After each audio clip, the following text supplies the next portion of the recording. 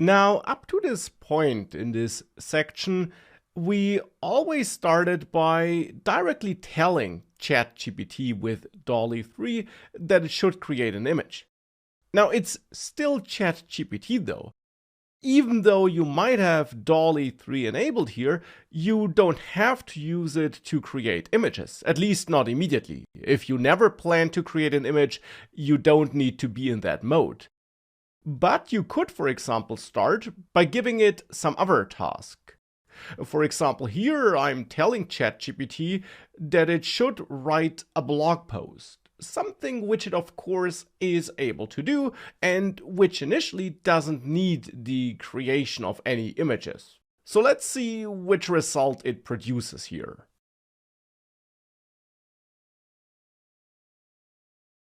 Well, this looks decent, I guess. Of course, it would now be nice to have some images. And with DALL-E 3 enabled, we can now get some. For example, here I'm telling ChatGPT that I need a main image for that blog post that I could use on my website above that blog post. And here we go. It generated a couple of images, and it did so without me telling it what should be on those images or which style those images should have, though you could of course do that. You could still give it some specific instructions even if those images are based on a blog post, as it's the case here.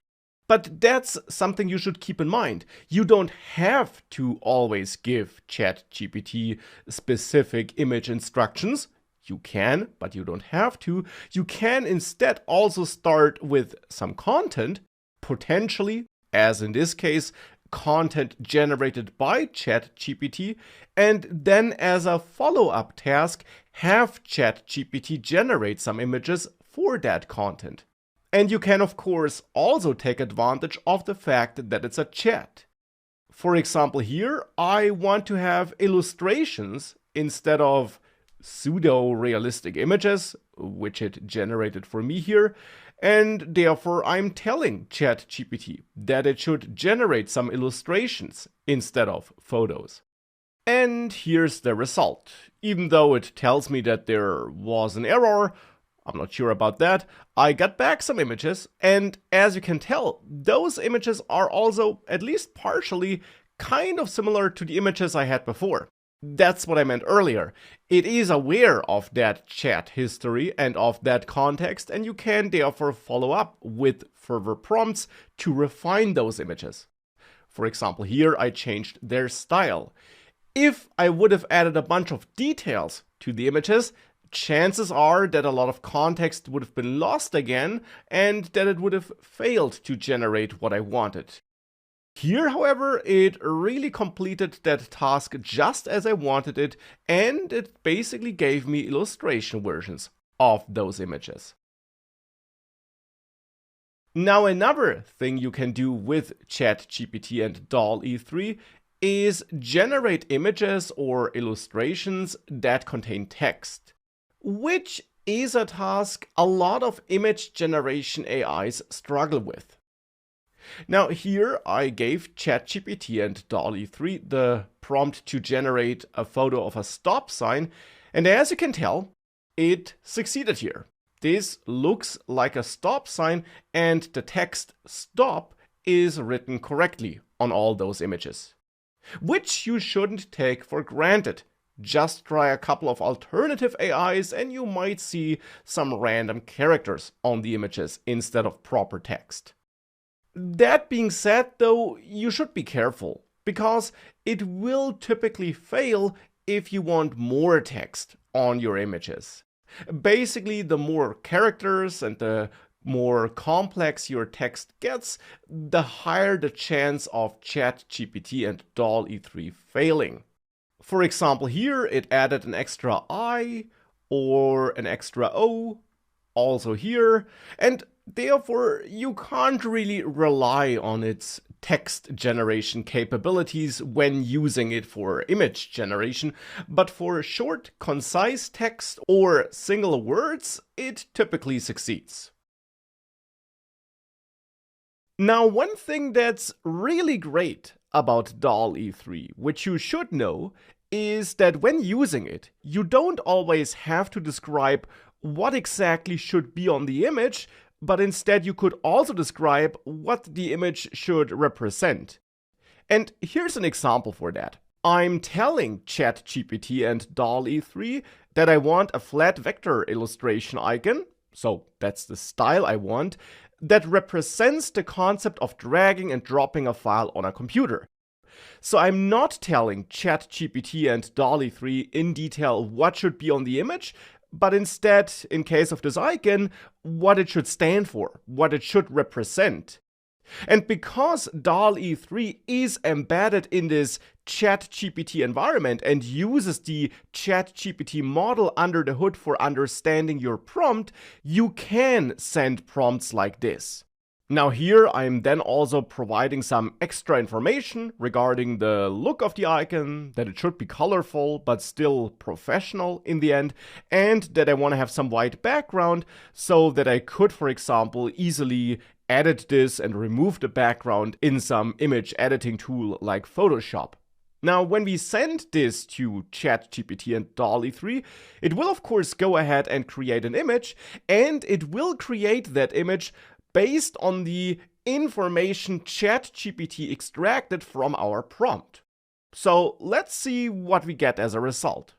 So here it gave me 2 first drafts, but for my taste, these drafts are actually not colorful enough, and I think that it's not clearly representing the idea of dragging and dropping files. Therefore, I'm sending this follow-up prompt where I first tell ChatGPT that I'm not happy with the icon itself, so that it's not clearly representing the drag and drop concept, and that I want it to be more colorful and vibrant. So let's see what that gives us. Here we go. These results look good to me. I think they're better. They're definitely more vibrant. And I also think they represent the drag and drop concept well enough. Though you could, of course, definitely also send more messages to further improve these icons. But I'm happy with the results I got here, and it's in general just important to keep in mind that you can also describe the images in a more abstract way by telling ChatGPT what should be represented by the image instead of by describing in detail what should be on the image. Now, another very useful trick you should be aware of when working with ChatGPT and DALL-E 3 is that you can easily create more images or illustrations, as we have it here, using the same style of another illustration that was already created by DALL-E 3. For example, you could send a follow-up prompt like this, where I tell ChatGPT that it should now create another illustration which uses the same style as the first image in its latest response. So this image on the left here. And you can send prompts like this where you refer to another answer or another image you got and then use that as a baseline for the next image that should be generated. In this case, I simply want the same style as in that previous image. But then I tell ChatGPT that it should now depict a totally different concept. That I want an icon that visualizes the concept of adding an item to a shopping cart. Well, and if we send this to ChatGPT and DALL-E 3, let's see what we get as a result. Here we go, that's what I got. And as you can tell, these images are fairly similar to the style we had before. They are colorful and vibrant and have a similar look and feel to them. And that's just another thing to keep in mind, that you can also ask ChatGPT and DALL-E 3 to create more images of the same style if you need them. So ChatGPT can be used for generating images, and it's doing quite well when using it for that. But as mentioned at the beginning of this section, that's not the only thing you can do with ChatGPT when it comes to working with images. Instead, if you're in default mode, and at the moment only there, not in any other mode, but if you're in default mode, you can upload images. Now, if you're in the advanced data analysis mode, you can upload files in general. And we do talk about that in a separate section in this course, because you can use ChatGPT for data analysis, and it's really helpful for that. But if you're in default mode, you can upload images and only images, at least right now. And I could, for example, upload an image of a scan of a receipt I created here, and then use that in a prompt I'm sending to ChatGPT.